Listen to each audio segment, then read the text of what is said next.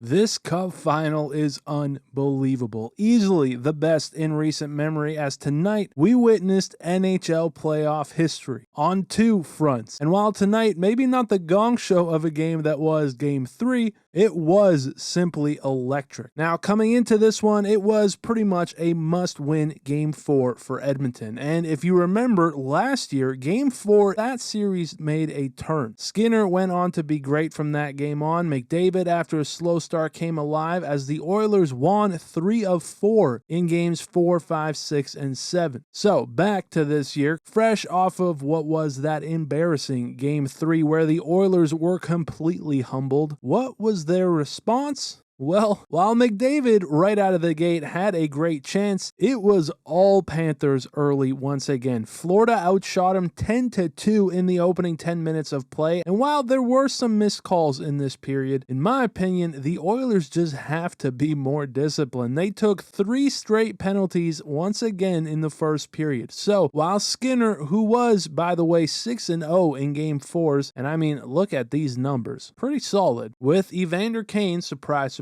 taking the first penalty of the game, and then just a minute into that PK, Darnell Nurse now tripping up Barkov to put the Cats on a 5-on-3. You can't expect much else as Matthew Tkachuk, right off the face-off through traffic, would score, beating Skinner with a snipe as the Cats strike first again. And the team that had scored first had won each game, so smelling blood, they continued to press, and the Oilers up against the wall would take their third straight penalty. Ekholm getting up on Marchand, where the Cats would make easy work of it and score again, as it's Tkachuk again. On the doorstep, finding that loose puck, he would make it 2-zip, which was then followed up shortly after with Verhaeghe winning a battle, finding Lundell to make it 3 straight. And this one came with just 42 seconds remaining, as the Oilers really dug themselves a hole in the first. Teams were a perfect 37-0 when leading by 3 after the first. They absolutely needed some of that comeback magic they've had so far this playoffs. So, sending a message, Stuart Skinner was pulled to start the second, and I guess message received, because the Oilers were a completely different team in the second period. They saw some great early chances for both Skinner and Bouchard, who drew a penalty on Bennett, where Edmonton now, with their first power play, needed it, and they got it. Draisaitl finding an open lane for Ryan Nuge and Hopkins, and this was a big one. Suddenly a very different hockey game. They now started putting some rubber on net, as I thought Bobrovsky had a really solid game himself, but similar to Skinner in the first, you can only do so much short-handed, as the Panthers would get that penalty plague, back-to-back minors taken, leading to them being outshot 9-1 early on, and so with 7 to go, Nurse from Ekholm, and he freaking snipes one. Beats Bobrovsky short side high, and with it, we now had ourselves a 1-goal hockey game. And when the Oilers are playing Oiler hockey, they are so dangerous. McDavid slicing and dicing, breaking ankles, but is somehow stopped by Bobrovsky. Another good save. However, ultimately, the pressure was too much, a loose puck, and the Oilers would score again. It's Podkolzin winning the battle, and he beats Bobrovsky, as folks, just like that, it was all even. Just a little while earlier on their own end, Pickard was forced to make a huge save on Lundell point blank, and again, Pickard just got it done. And when he needed it, Ekholm got it done, as he stopped what was a sure hat-trick goal on Tkachuk. Just a tremendous comeback period for the Oilers all around. And while Draisaitl did pick up a penalty towards the end of the second, meaning Florida started the third up a man, Pickard picked up right where he left off, making a few more solid stops in the opening 5 minutes, as it became a bit of a goalie duel. Sergei Bobrovsky absolutely robbing Corey Perry for the go-ahead goal. He was on the case, just kicking him right and left back there, but as we get to under 7 minutes to go now, Panthers turn it over, Kapanen for Wallman, and he scores. As soon as I saw the windup, I just knew it. It's the 4th straight Oilers goal to completely erase a 3-goal deficit and suddenly take a lead. What is this series? The script script completely flipped on these Panthers. But having said that, with Bobrovsky keeping them in it late in this game, another good stop, the Panthers would end up pulling him to go 6-on-5, and while there were a few times this game was nearly sealed, instead, in the dying seconds now, it's a bouncing puck that finds Reinhart and he scores. We were down to the final 20 seconds, but Sam Reinhart, with his 6th of the playoffs, would tie this game up, as we've now seen the 2 latest game-tying goals in Stanley Cup Final history in 2 of the 4 games to start this series. A series that for the 3rd time was now headed to overtime. It's a crucial period, and not 2 minutes in, Oilers pushing, puck loose again, and how this stayed out, I have no idea. Wow. The Panthers then, going the other way, had an unbelievable chance themselves, as Pickard getting just enough, it goes off the pipe, and this one wasn't over yet. Back and forth, Draisaitl now, and he scores. Of course it ends like this, one-handed, just shoveling it towards the net, deflected I think off Mikkola in front, and with it, Leon Draisaitl officially has the most overtime goals in a single postseason in history. Teams were a perfect 37-0 when leading by 3 after the first, as the Oilers, not only being the first to break that streak, also became the first team in 106 years to come back from a 3-goal deficit and win on the road in the Stanley Cup Final. Squaring this series up, they now take back home ice advantage heading back to Alberta. A gutsy win, as the big story now is around Pickard. Does he get the net in Game 5? You kind of gotta think he does, but you guys let me know your thoughts down below. As always, I appreciate you watching. That's gonna about do it for this one, but I'll see you in the next one.